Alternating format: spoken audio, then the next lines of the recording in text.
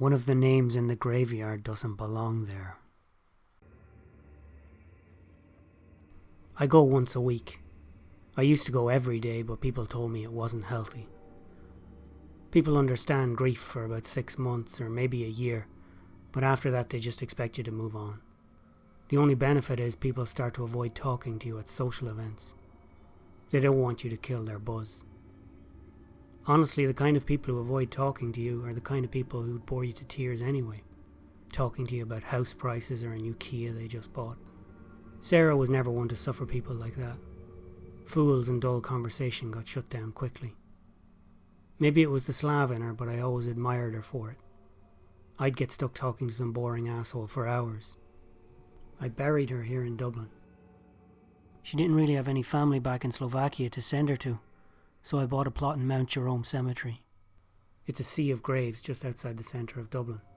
It's in a place called Harold's Cross. It got its name on account of it being the old hanging grounds for the city. It was steadily raining, but I had a decent coat, so I wasn't bothered. I talked to her about my week, and I told her a dirty joke I had heard at work. She always liked jokes, so whenever I heard a new one, I told it to her. Then I told her I missed her every day. I didn't break down crying, which is progress, I suppose. It was getting dark. It was time for me to go. The gates were probably already locked. The caretaker took pity on me and let me stay a little longer than everybody else. I could just climb the trellis near the exit to get out. As I walked toward the exit, the rain began to intensify. It quickly became a torrent.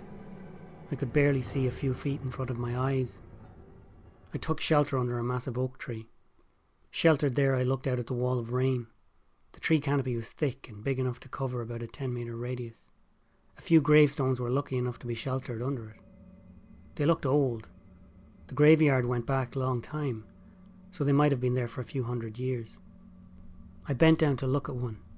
It was covered in a thick moss, but the inscription was still legible. Mary McCarthy always kept a tidy home.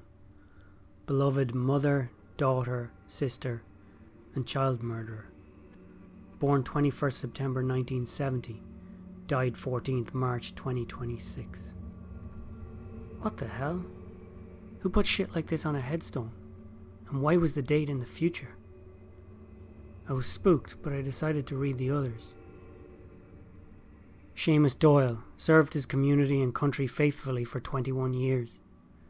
Beloved father, son, brother, uncle, and violent rapist. Born 8th February 1982, died 24th December 2025. The last headstone read, Billy O'Connell.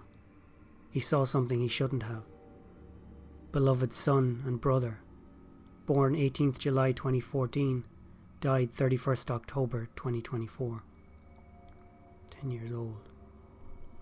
I didn't recognise the woman or the boy's names, but Seamus Doyle was a politician, crooked as a country lane. He was always accused of taking brown envelopes, but he never got anything pinned on him that stuck. Every election his inbred constituents re-elected him because he fixed a few roads or showed up to a hurling game. Who the hell would make a gravestone for him? Sadly, he was still alive and well. I saw him on a current affairs show the other night. He was bitching about how gay marriage was destroying the Christian fabric of Ireland. Was the gravestone some kind of publicity stunt? Claiming he was a rapist was going to end someone up in court for libel. Lovely weather we're having, a voice spoke a few feet away. I nearly jumped with fright. I was so engrossed in looking at the headstones. Jesus Christ, you scared the shit out of me. I spat back at the kindly old man who was sheltering under the canopy with me. Oh, I truly am sorry. I didn't mean to startle you. You must not have heard me with the sound of the rain. He had a warm face and seemed genuinely apologetic about startling me. His voice was soft and reassuring. I took a moment to compose myself. The man was old, maybe 70, and wearing a large overcoat. The chain of a pocket watch hung outside of his front coat pocket. He was fairly dapper for an old man. Oh, sorry, I didn't mean to snap at you. It's just, I was a little freaked out by these headstones. You've seen these? They're pretty unusual. I pointed to the headstones. He didn't pay much attention. Your wife, how did she die? I hope you don't mind me asking. It's just, sometimes I see you up here at her grave while I'm visiting. His voice was warm and he seemed genuinely interested. Normally when people nose into my business, I tell them to piss off. But he seemed kind and a little sad, like he had lost someone himself recently.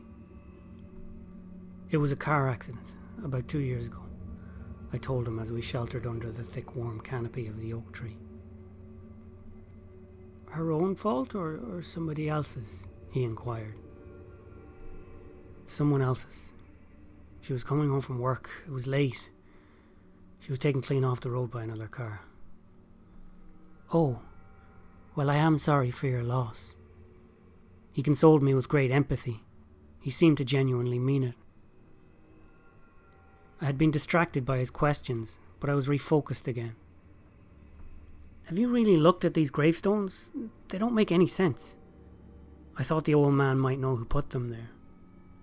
Oh, most people don't pay much attention to those. In fact, most people don't seem to notice them at all. The other driver, did they die in the accident? He inquired. I was confused by all his questions. Why did he seem so unconcerned by the gravestones and so interested in my story? No, it was a hit and run.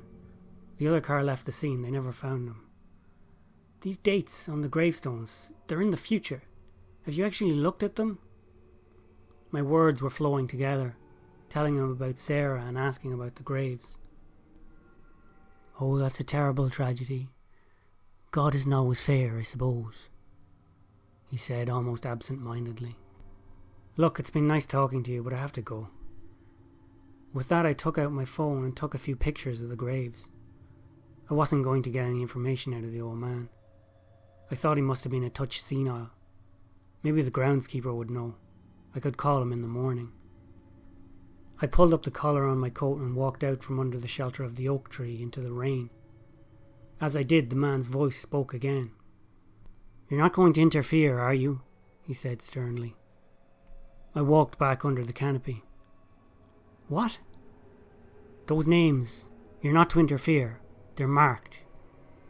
They all belong here. His voice was no longer warm and kind. His face no longer friendly. What, a 10-year-old kid deserves to be in a grave? He belongs here. You don't need to know why.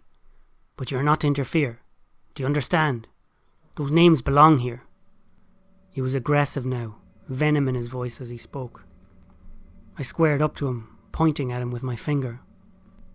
Look, you old codger. I don't know what weird shit you're doing here in this graveyard, but my wife is buried here.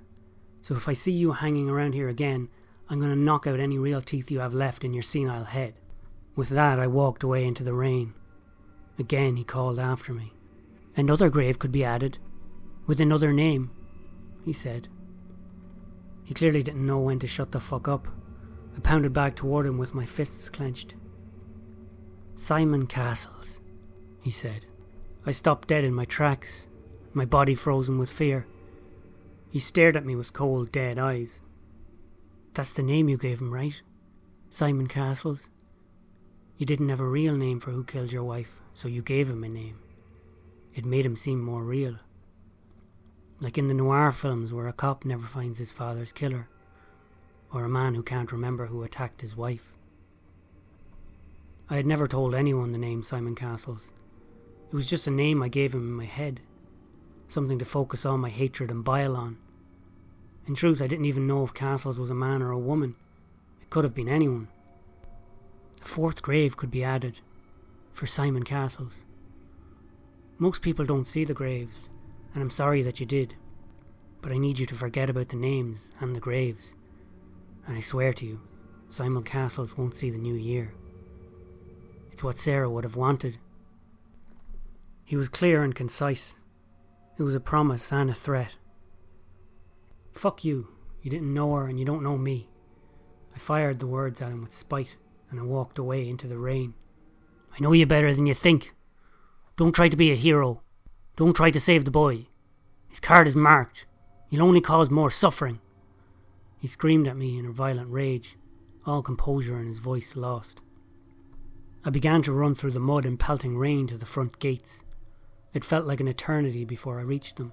I couldn't be certain he wasn't following me. I reached the trellised wall and climbed up it like I was 15 years younger. I vaulted over the top and made a sprint for my car. I opened the door and stuck the key in the ignition. The engine took a few seconds but eventually roared to life. I turned on the headlights, put the car into first gear and sprayed a hail of gravel behind me as I took off down the road. I didn't slow down till I got home. The adrenaline kept me going through the drive, but it was now wearing off. My heart and mind were racing, and I had a sick feeling in the pit of my stomach. I took out my phone to look at the pictures of the graves I took. I swiped through the images of the graves, the names clearly etched in stone. But there was one more photo than there should have been. The final photo was of an ancient-looking gravestone with the name Simon Castles engraved on it, along with the following words: "All you need do is do nothing."